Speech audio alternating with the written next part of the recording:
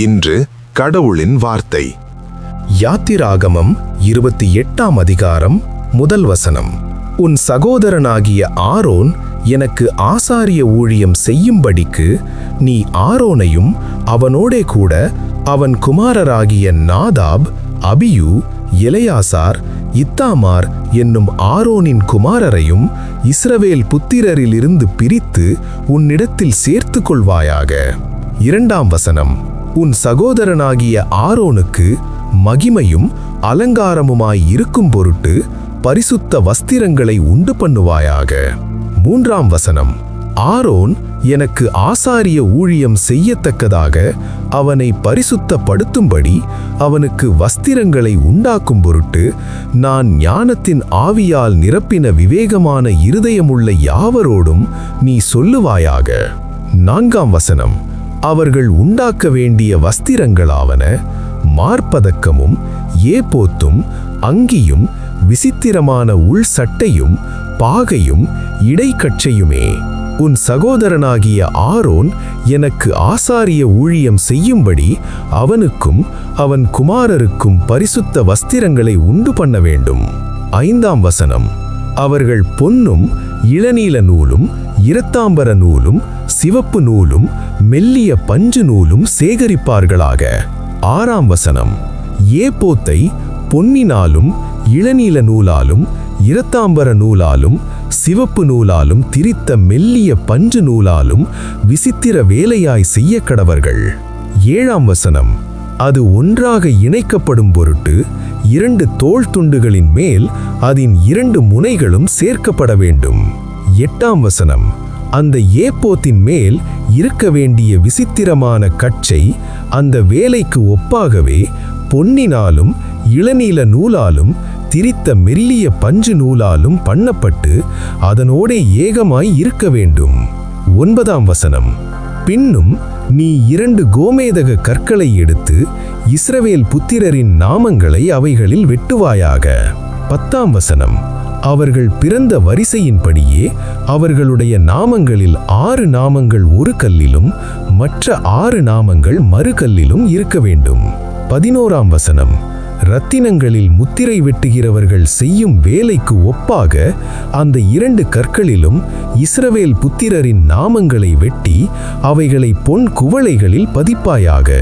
12ஆம் வசனம். ஆரோன் கர்த்தருக்கு முன்பாக தன் 2 தோள்களின் மேலும் இஸ்ரவேல் புத்திரரின் நாமங்களை ஞாபக குறியாக சுமந்து வர அந்த 2 கற்களையும் ஏபோத்து தோள்களின் மேல் அவர்களை நினைக்கும்படியான கற்களாக வைக்க கடவாய். 13ஆம் வசனம். பொன்னினால் வளையங்களை பண்ணி. 14ஆம் வசனம். சரியான அளவுக்கு பின்னல் வேலையான 2 சங்கிலிகளையும் பசும்பொன்னினால் உண்டாக்கி அந்த சங்கிலிகளை அந்த வளையங்களில் பூட்டுவாயாக. 15ஆம் வசனம்.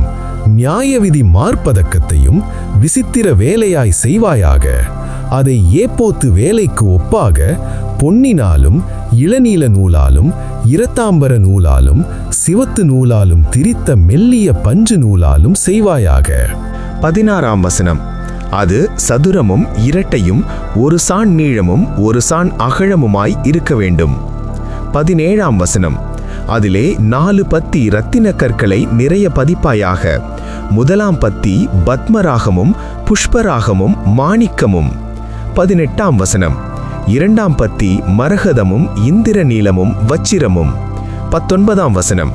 3ஆம் பத்தி கெம்பும் வைடூரியமும் சுகந்தியும். 20ஆம் வசனம். 4ஆம் பத்தி படிகப்பச்சையும் கோமேதகமும் யஸ்பியுமாய் இருப்பதாக. இவைகள் அந்தந்த பத்தியில் பொன்னினாலே பதித்திருக்க வேண்டும். 21ஆம் வசனம். இந்த கற்கள் இஸ்ரவேல் புத்திரருடைய நாமங்களின்படியே 12ம் அவர்களுடைய நாமங்கள் அவைகளில் வெட்டப்பட்டவைகளுமாய் இருக்க வேண்டும். 12 கோத்திரங்களில் ஒவ்வொன்றினுடைய நாமம் ஒவ்வொன்றிலே முத்திரை வெட்டாய் வெட்டியிருக்க வேண்டும். 22ஆம் வசனம். மார்பதக்கத்திற்கு அதன் பக்கங்களிலே பின்னல் வேலையான பசும்பொன் சங்கிலிகளையும் பண்ணி. 23ஆம் வசனம். அந்த மார்பதக்கத்திற்கு 2 வளையங்களையும் பண்ணி அந்த 2 வளையங்களையும் மார்பதக்கத்தின் 2 பக்கங்களிலே வைத்து பொன்னினால் செய்த அந்த 2 பின்னல் வேலையான சங்கிலிகளையும் மார்பதக்கத்தின் பக்கங்களில் இருக்கிற 2 வளையங்களில் மாட்டுவாயாக. 25ஆம் வசனம். அவ்விரண்டு பின்னல் வேலையான சங்கிலிகளின் 2 நுனிகளை ஏபோத்து தோள் துண்டின் மேல் அதன் முன்புறத்தில் இருக்கிற 2 வளையங்களில் மாட்டுவாயாக. 26ஆம் வசனம். நீ 2 பொன் வளையங்களை பண்ணி அவைகளை ஏபோத்தின் கீழ்ப்புறத்திற்கு எதிரான மார்பதக்கத்தினுடைய மற்ற 2 பக்கங்களிலும் அதனுடைய ஓரத்திற்குள்ளாக வைத்து. 27ஆம் வசனம். வேறே 2 பொன் வளையங்களை பண்ணி அவைகளை ஏபோத்தின் முன்புறத்து 2 கீழ்ப்பக்கங்களில் அதன் இணைப்புக்கு எதிராகவும் ஏபோத்தின் விசித்திரமான கச்சைக்கு மேலாகவும் வைத்து. 28ஆம் வசனம். மார்பதக்கம் ஏபோத்தின் விசித்திரமான கச்சைக்கு மேலாக இருக்கும்படிக்கும் அது ஏபோத்திலிருந்து நீங்காதபடிக்கும் அதை அதன் வளையங்களால் ஏபோத்து வளையங்களோடே இளநீல நாடாவினால் கட்ட வேண்டும். 29ஆம் வசனம்.